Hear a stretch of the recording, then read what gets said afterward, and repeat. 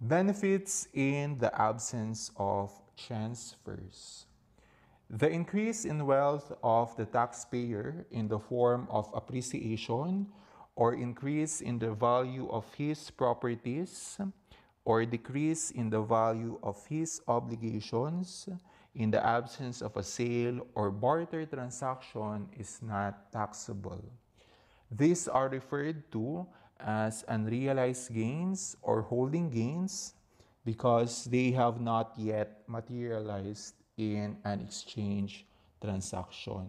These unrealized gains or holding gains are not taxable kasi nga wala pang nangyayaring sale, barter, exchange, or other dispositions. Ngayon, kung wala pang nangyayaring sale, exchange, barter, or other dispositions, that means hindi pa siya na-materialize, wala pang cash na nare-receive. Okay? Examples of unrealized gains or holding gains are first, increase in value of investments in equity or debt securities. Second, increase in value of real properties held.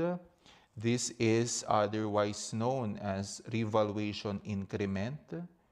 Third, increase in value of foreign currencies held or receivable.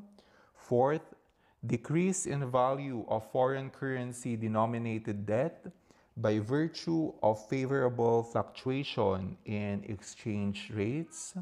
Fifth, birth of animal offspring, accruals of fruits in an orchard, or growth of farm vegetables. And six, increase in value of land due to the discovery of mineral reserves.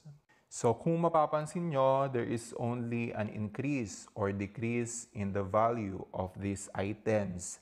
Pero wala pang cash na nare-receive, wala pang nangyayaring sale, wala pang nangyayaring exchange, wala pang nangyayaring disposition. That's why hindi pa siya na-materialized and therefore hindi pa siya taxable.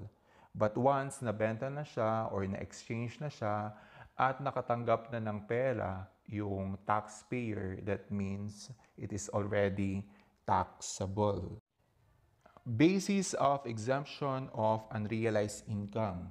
Ano nga ba yung basihan kung bakit hindi pa taxable yung unrealized gains or holding gains? Kasi nga, hindi pa na-materialize yung income natin in an exchange transaction. Take note na yung tax is generally payable in money. So kung wala pang cash, that means hindi pa siya taxable. Pero take note na hindi lang naman yung income which is realized in cash ang subject to tax. Income that is realized in non-cash properties are also taxable. Kasi nga, kung hindi natin papatawan ng income tax, yung income realized in non-cash properties, magiging venue yan for tax evasion. So for example, sasabihin ko na lang, bigyan mo na lang ako ng non-cash property para hindi na ako magbayad ng cash. So instead na cash yung ibigay mo sa akin, bigay mo na lang sa akin ay non-cash property para hindi na ako magbayad ng tax. So that means it is a venue for tax evasion of the taxpayers. Mode of receipt or realization benefits. Taxable items of income may be realized by the taxpayer in two ways. First is actual receipt, and second is constructive receipt. Actual receipt involves actual physical taking of the income in the form of cash or property. That means naka-receive ng cash or property si taxpayer.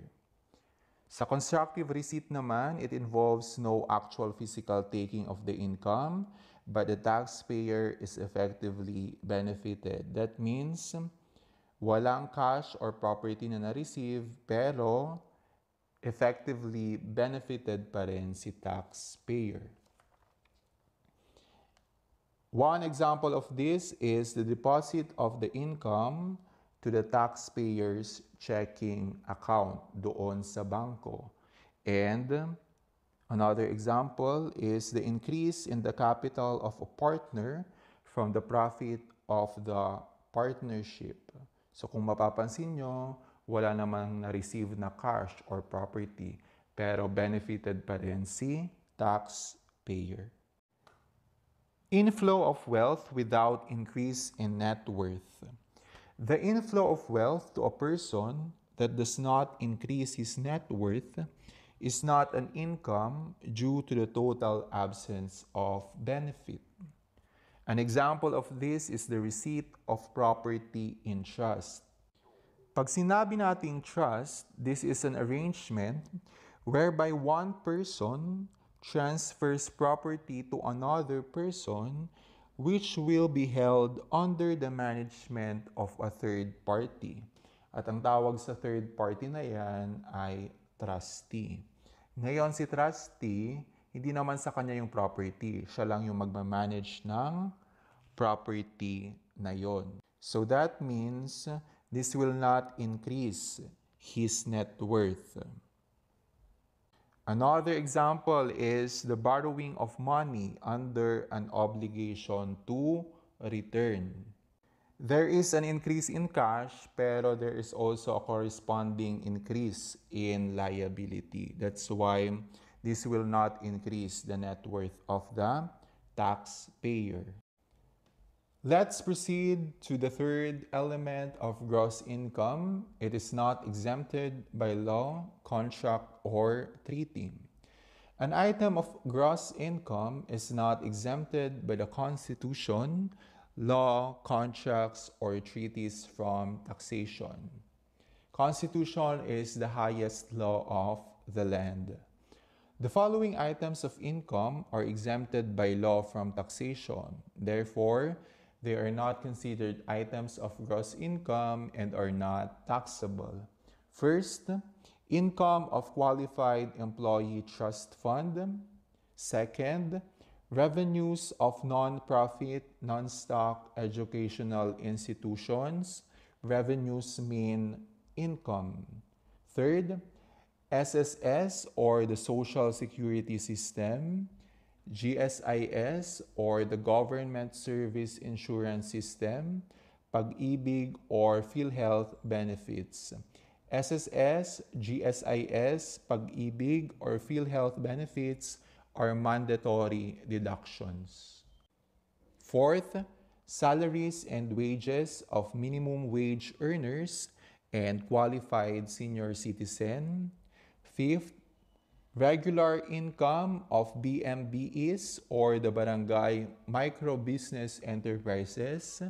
6. Income of foreign governments and foreign government-owned and controlled corporations. And 7th, income of international missions and organizations with income tax immunity. You are advised to memorize the following or the above items of income.